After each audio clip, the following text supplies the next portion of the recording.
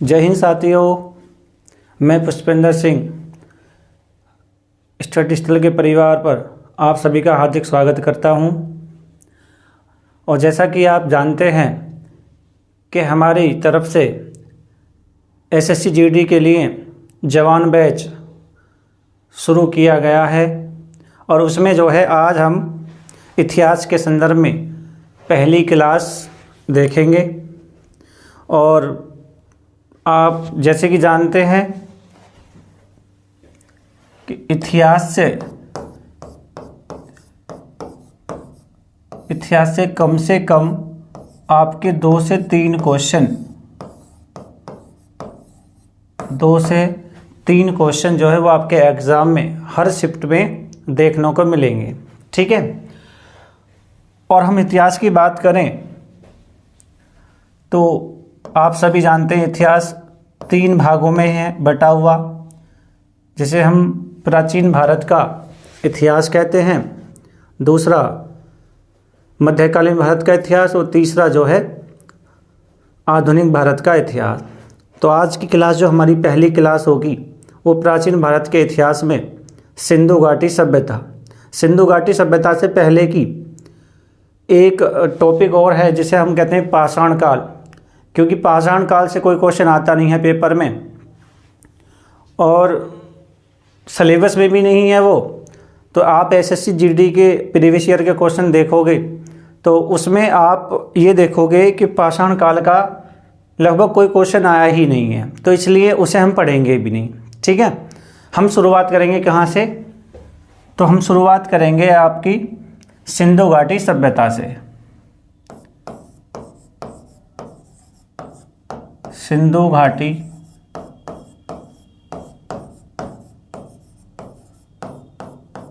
सभ्यता। तो सबसे पहले मैं आपसे ये पूछूं कि सिंधु घाटी सभ्यता जो है इसके समकालीन कोई और भी सभ्यता थी? समकालीन, तो याद रखना सिंधु घाटी सभ्यता के समकालीन आपको और अन्य सभ्यताएं भी देखने को मिलती हैं, जैसे मिस्र की सभ्यता,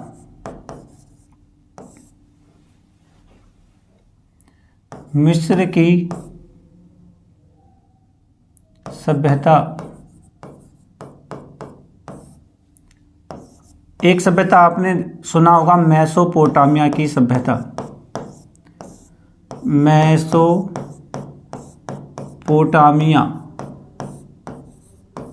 की सभ्यता। एक सभ्यता चीन की सभ्यता, चीन की सभ्यता। और आपने इन सारी सभ्यताओं के बारे में सुना होगा मिस्र की सभ्यता। मिस्र में जो नील नदी है उसके किनारे मिली है। और मेसोपोटामिया की जो सभ्यता है वो आपको दजला फरात नदी के किनारे मिली थी। और चीन की सभ्यता जो है वह हवांगो नदी के किनारे मिली थी। और हमारे भारत में जो सभ्यता मिली है उसका नाम है सिंधु घाटी सभ्यता। और इसका नाम सिंधु घाटी सभ्यता क्यों रखा गया है? क्योंकि यह सभ्यता सिंधु नदी या उसकी जो अन्य सहायक नदियां हैं उन्हीं के आसपास में मिली हैं, इसलिए इसका नाम क्या रखा गया है? सिंधु घाटी सभ्यता। ठीक है। तो अगर हम इसमें बात करें सिंधु घाटी सभ्यता में, तो अगर मैं ये पूछूं सिंधु घाटी सभ्यता जो है इसके स्थल कितने देशों में मिले हैं? स्थल जो हैं वो कितने देशों में मिले हैं? तो 3 देशों में सिंधु घाटी सभ्यता के स्थल जो हैं वो देखने को मिले हैं। नंबर 1 भारत, नंबर 2 पाकिस्तान, पाक कहते हैं जिसे हम, और नंबर 3 अफ़गानिस्तान। अफ़गानिस्तान याद रखना, सबसे ज़्यादा लगभग 900 प्लस स्थल जो हैं वो भारत में पाए गए हैं।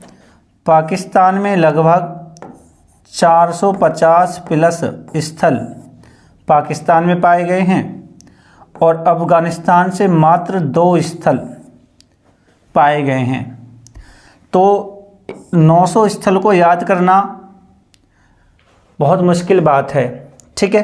तो आप ने देखा होगा पेपर में 900 से नहीं पूछा जाता, पेपर में हमेशा सेलेक्टेड जो हैं लगभग 10-12 उन्हीं से पूछा जाता है, उन्हीं को हमें देखना भी है।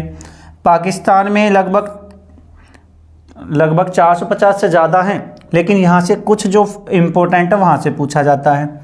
अफ़गानिस्तान में ये 2 हैं, तो इन 2 को याद रखना है, इनका क्या नाम है। तो याद रखना, इसमें एक नाम है मुंडी काग, मुंडी काग, और दूसरा है सोरतुगोई। क्योंकि 2 हैं इसलिए इम्पोर्टेंट हैं, इनको याद रखना है, ठीक है। नेक्स्ट पॉइंट बात करें हम, अगर मैं आपसे ये पूछूं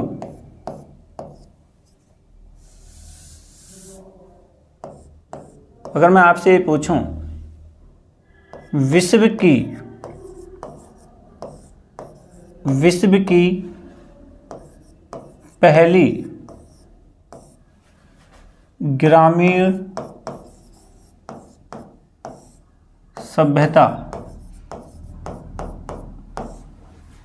कौन सी थी, तो इसका आंसर जो है वो मेसोपोटामिया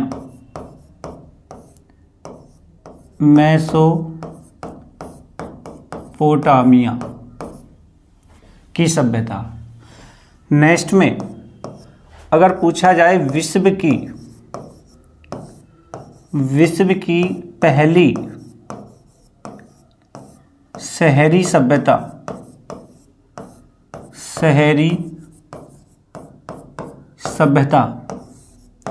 तो इसमें याद रखना है आपकी सिंधु घाटी सभ्यता,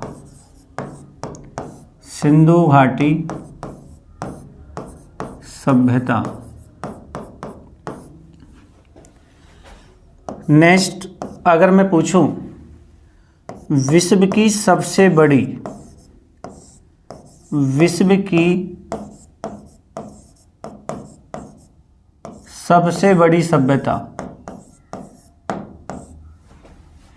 सभ्यता वो कौन सी है, तो सिंधु घाटी सभ्यता, सिंधु घाटी सभ्यता। तो ये तो सिंधु घाटी सभ्यता के बारे में याद रखना है आपको।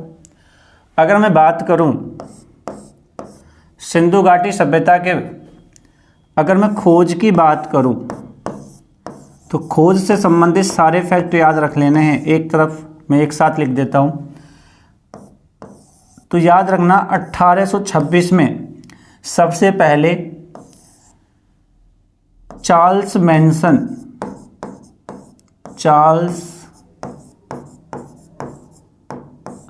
मैन, इस व्यक्ति ने 1826 में सबसे पहले सिंधु घाटी सभ्यता में जो वो स्थल थे ऊंचे ऊंचे, उन टीले को, तो टीलों को सबसे पहले किसने देखा था, तो चार्ल्स मैनसन ने।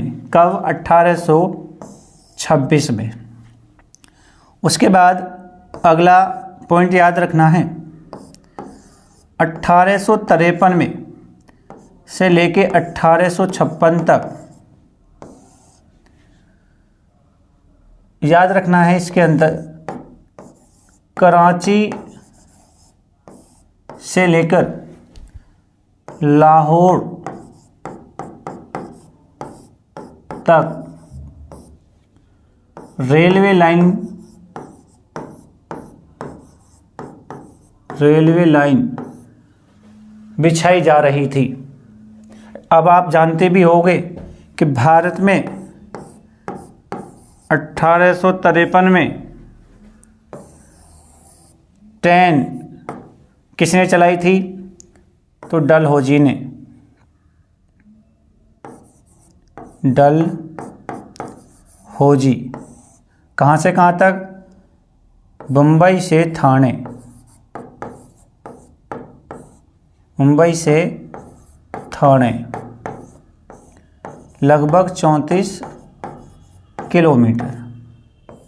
और उसी के क्रम में ये जिम्मेदारी कहाँ पर? ये पाकिस्तान में है दोनों जगह। कराची से लाहौर रेलवे लाइन बिछाने का काम किसको दिया गया था? तो याद रखना, इतिहास में इनको बंटर बंधु के नाम से जानते हैं। बर्टन बंधु। वैसे इनका नाम भी, दोनों भाई हैं, एक का नाम जेम्स और दूसरे का नाम विलियम है। ठीक है, इनको क्या कहा जाता है? बर्टन बंधु। और इन्होंने कब? 1856 में, 1853 से लेकर 1856 के बीच में, ये कहाँ पर? इस टीले, क्योंकि वहाँ पर जब रेलवे लाइन बिछाई जा रही थी तो वहाँ के आसपास में काफ़ी ऊंचे ऊंचे टीले थे। तो इन्होंने वहाँ देखा और इन्होंने सोचा यहाँ कोई सभ्यता रही होगी पहले। ठीक है, लेकिन उस पर काम नहीं कर पाए। ठीक है, अगर हम आगे बात करें, 1861 में पुरातत्व विभाग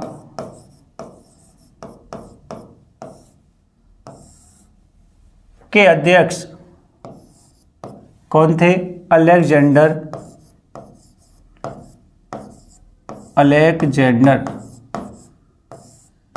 कनिंघम।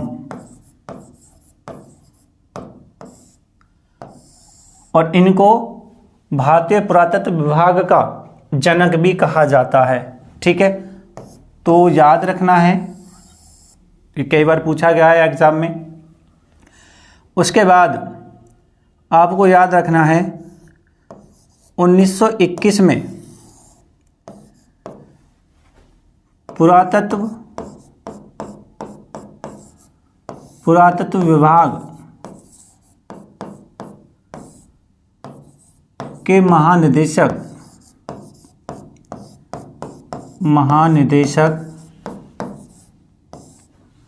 भारतीय पुरातत्व विभाग के महानिदेशक कौन बने 1921 में? तो याद रखना है सर जॉन मार्शल। और इन्हीं की देख रेख में सिंधु घाटी सभ्यता में पहला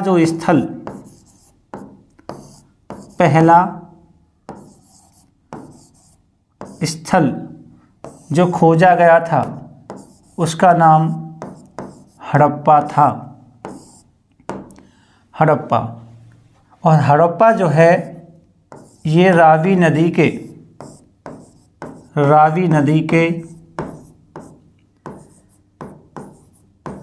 दाएं तट पर स्थित था। दाएं तट पर स्थित। और इसकी खोज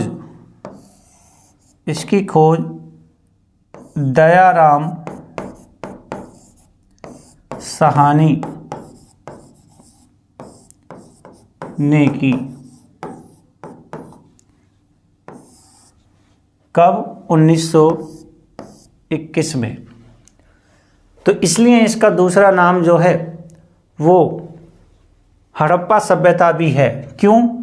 कि इस सभ्यता में जो पहला स्थल खोजा गया था उसका नाम हड़प्पा था। और किस नदी के किनारे? रावी नदी के किनारे। ठीक है, अगर मैं आगे बात करूं, सिंधु घाटी सभ्यता का नामकरण किसने किया था? तो जॉन जॉन मार्शल, इसको अच्छे से याद रखना है, नामकरण। अगर मैं नेक्स्ट बात करूं,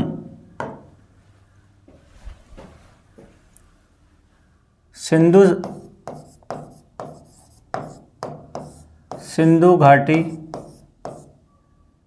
सभ्यता का समय कितना माना जाता है, तो समय की बात करूं तो 2300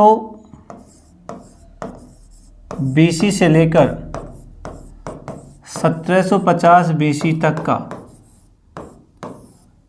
समय माना जाता है। और ये जो समय है ये C14 पद्धति के आधार पर माना जाता है। रेडियो कार्बन पद्धति के आधार पर अगर समय सिंधु घाटी सभ्यता का कितना है तो 2300 BC से लेकर 1750 BC तक का समय सिंधु घाटी सभ्यता का समय माना जाता है। ठीक है, ये बात याद रखनी है। अगर आगे मैं बात करूं इसका विस्तार, सिंधु घाटी सभ्यता का विस्तार, तो याद रखना सिंधु घाटी सभ्यता का कुल क्षेत्रफल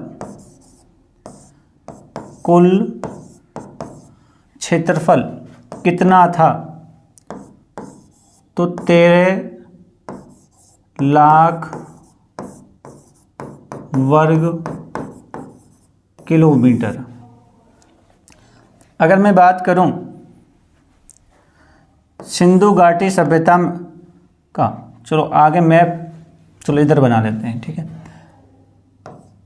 अगर सिंधु घाटी सभ्यता की बात करूं इसका विस्तार, तो इसका सबसे उत्तरी, सबसे दक्षिणी, सबसे पूर्वी, सबसे पश्चिमी, तो सबसे उत्तरी बिंदु जो है इसको मांडा, चेनाब नदी के किनारे स्थित चेनाब नदी। दक्षिणी बिंदु जो है सिंधु घाटी सभ्यता का दैमाबाद, और ये पिरवरा नदी महाराष्ट्र में स्थित है, महाराष्ट्र में। ठीक है, सबसे पूर्वी आलमगीरपुर,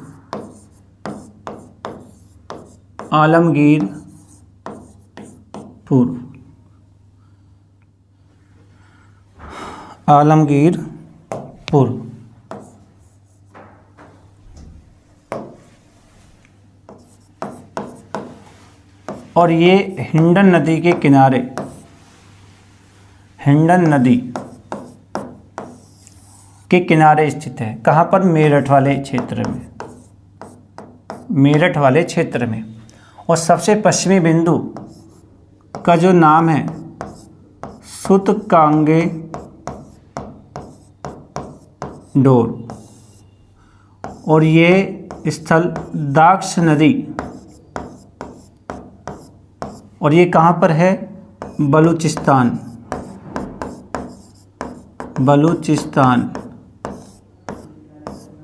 पाकिस्तान में। तो इसका विस्तार जो है सबसे उत्तरी बिंदु मांडा, जिससे ये जम्मू कश्मीर में है, जम्मू कश्मीर, चेनाब नदी के किनारे। सबसे दक्षिणी बिंदु दैमाबाद, पिरवरा नदी के किनारे महाराष्ट्र में। और सबसे पूर्वी बिंदु जो है वो आलमगीरपुर, हिंडन नदी के किनारे, जो मेरठ वाला एरिया है। ठीक है, उसके बाद सबसे पश्चिमी बिंदु सूतकांगेडोर, दाक्ष नदी के किनारे है, बलूचिस्तान पाकिस्तान में। ये इसका क्या है? ये इसका विस्तार है सिंधु घाटी सभ्यता का। ठीक है, अगर मैं बात करूं उत्तर से दक्षिण और पूर्व से पश्चिम, तो याद रखना 1600 किलोमीटर में पश्चिम से पूरब की ओर फैली हुई थी और उत्तर से दक्षिण ये 1400 किलोमीटर में फैली हुई थी। ठीक है, और इसका जो आकार है, अगर मैं ऐसे बात करूं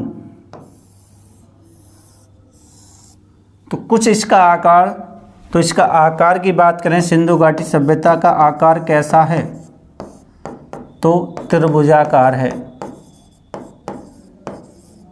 त्रिभुजाकार है। ठीक है, आगे अगर बात करें इस सभ्यता का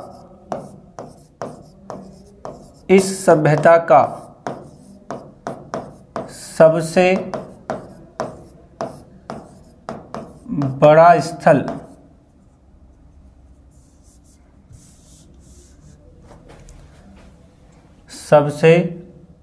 बड़ा स्थल कौन सा है, तो मोहनजोदड़ो।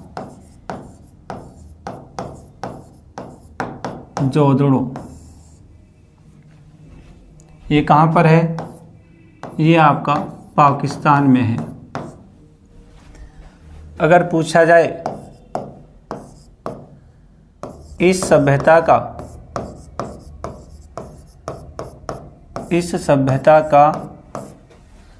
सबसे छोटा स्थल,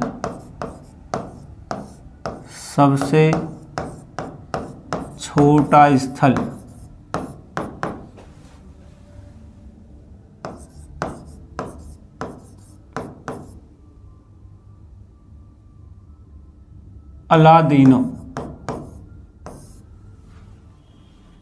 ये भी कहाँ पर है, पाकिस्तान में है। तो सबसे बड़ा स्थल और सबसे छोटा स्थल। अगर पूछा जाए आपसे इस सभ्यता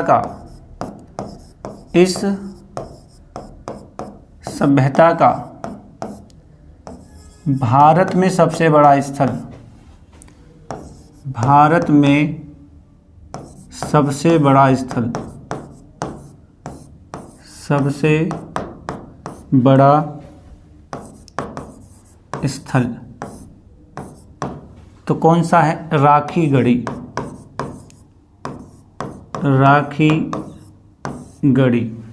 ठीक है, अगर अगला पूछा जाए स्वतंत्र भारत में खोजा गया पहला स्थल तो वो है रोपड़। ये कहाँ पर है, ये आपका पंजाब में है, पंजाब। अगर नेक्स्ट ये पूछा जाए स्वतंत्र भारत में सबसे ज़्यादा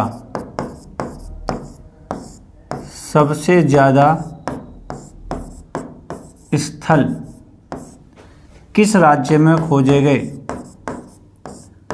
किस राज्य सबसे ज़्यादा स्थल किस राज्य में खोजे गए,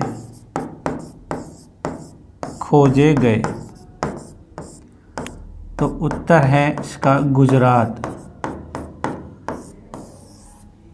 स्वतंत्र भारत में सबसे ज़्यादा स्थल किस राज्य में खोजे गए, तो गुजरात में। अगर ये पूछा जाए स्वतंत्र भारत के बाद पहला स्थल जो सिंधु घाटी सभ्यता का वो कौन सा खोजा गया, तो वो है रोपड़।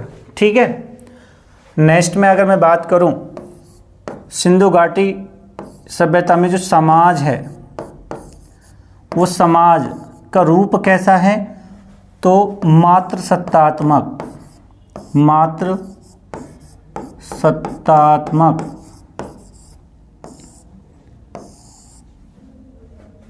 अगर सिंधु घाटी सभ्यता की मैं बात करूं लिपि कैसी है, तो भाव चित्रात्मक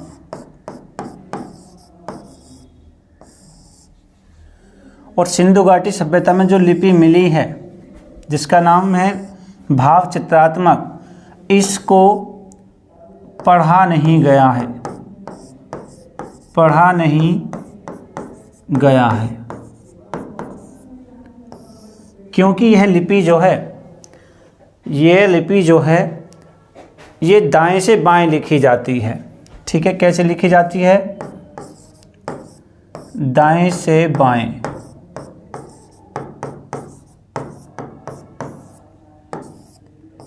और वो भी अक्षर में नहीं लिखी गई है, कैसे किस में लिखी गई? चित्रों में। तो इसलिए इनको पढ़ा नहीं गया है। इसलिए यहाँ के जो स्रोत हैं वो साहित्यिक भी तो है ही नहीं, कैसे हैं? पुरातात्विक हैं, और उन्हीं के आधार पर ये खोजे गए हैं। ठीक है, अगर हम इसमें आगे बात करें,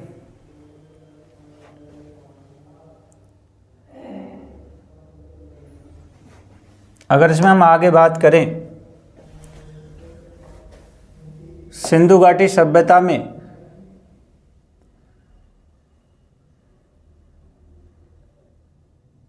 अगर ये पूछा जाए सबसे बड़ा भवन,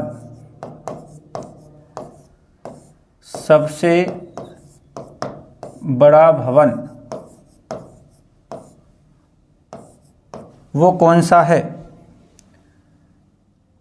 तो अन्नागार, अन्नागार। और ये कहाँ से मिला है?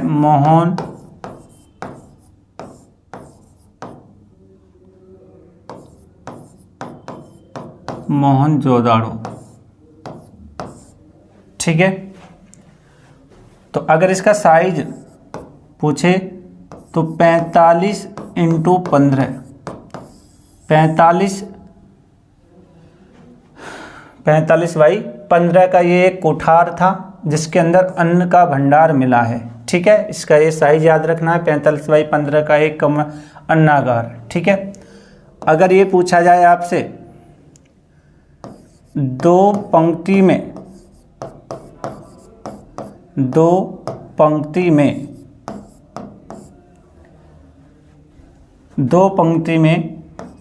कुल 12 अन्नागार ये कहाँ से मिले हैं? तो हड़प्पा से मिले हैं, हड़प्पा से मिले हैं। कहने मतलब इस तरीके का 1 2 3 4 5 6 एक पंक्ति, फिर 1 2 3 4 5 6 दूसरी पंक्ति। तो इस दो पंक्तियों में कुल छोटे छोटे 12 अन्नागार का साक्ष्य कहाँ से मिला है? हड़प्पा से मिला है। अगर बात करें हम सिंधु घाटी सभ्यता में जो ईंट है, ईंट का अनुपात वो क्या रहा था? 4:2:1, ये याद रखना है। और सिंधु घाटी सभ्यता में जो ईंटें मिली हैं वो पक्की ईंटें भी मिली हैं, पक्की ईंटों और कच्ची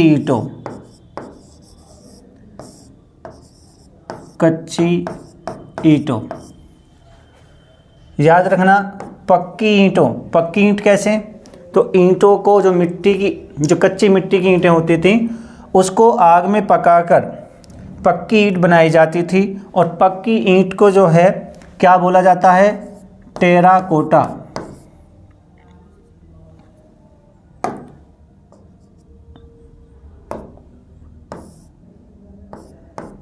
टेराकोटा,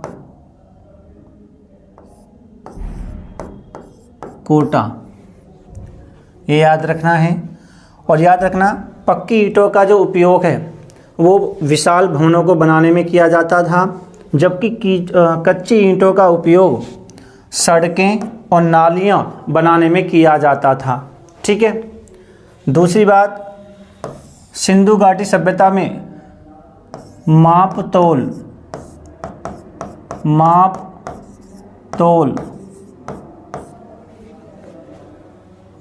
तोल प्रचलन में था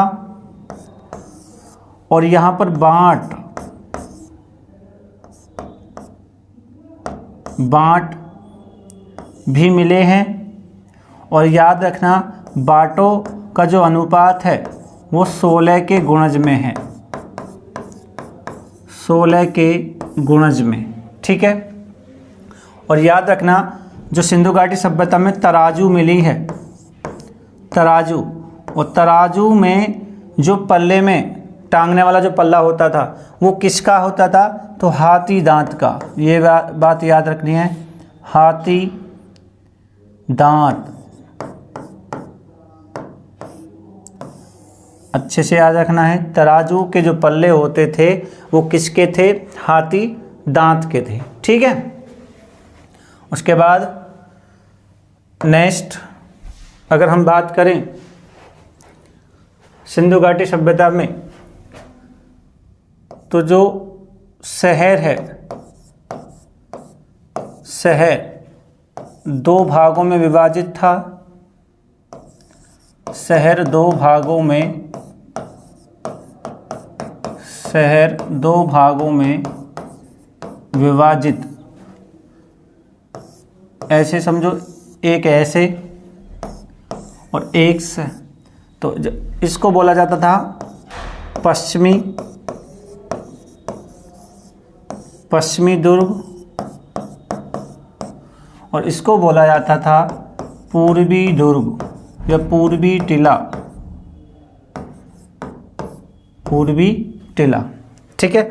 और इतिहासकारों का मानना है इस वाले शहर में जो रहते थे वो कुछ अमीर लोग होंगे और इस वाले शहर में जो रहने वाले लोग हैं वो गरीब मजदूर लोग रहते होंगे, ठीक है।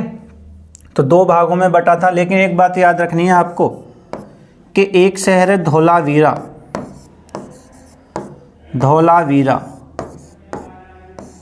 और धोलावीरा से जो शहर है, जो धोलावीरा शहर है, ये 3 भागों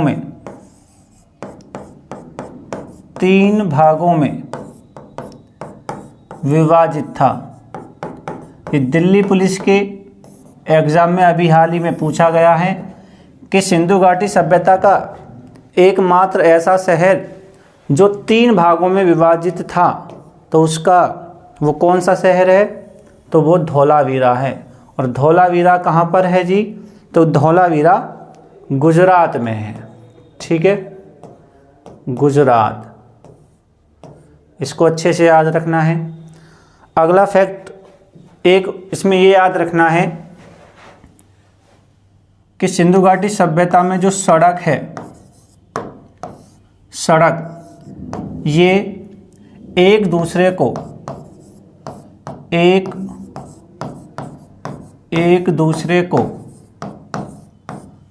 समकोण पर काटती हैं,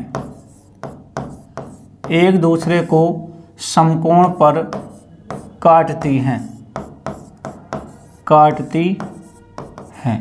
ठीक है। और इसी को कहा जाता है ग्रिड पद्धति, तो सिंधु घाटी सभ्यता में जो सड़क हैं वो कैसी मिली हैं? तो समकोण पर काटने वाली। और ये वाला जो साक्ष्य है ये कहाँ से मिला है? तो मोहनजोदड़ो,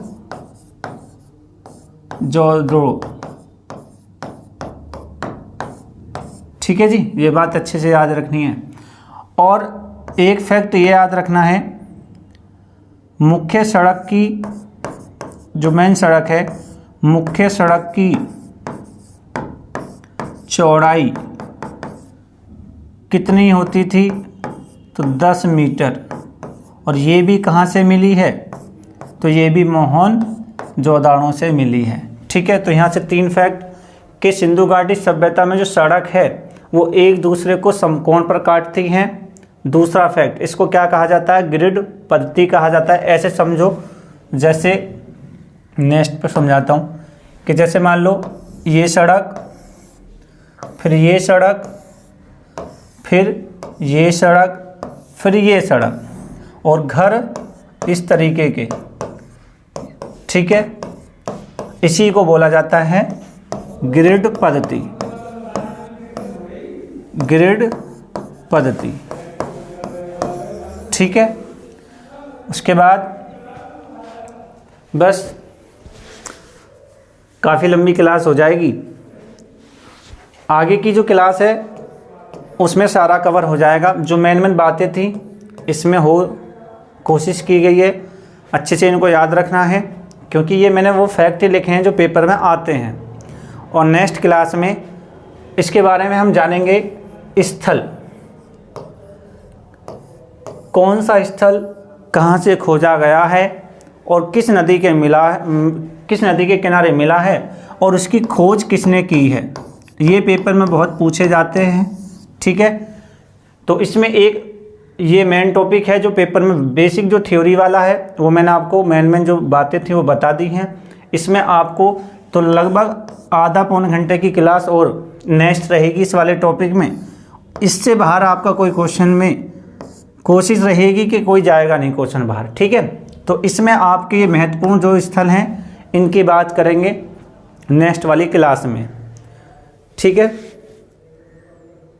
तो मिलते हैं फिर अगली क्लास में। जब तक के लिए जय हिंद, जय भारत।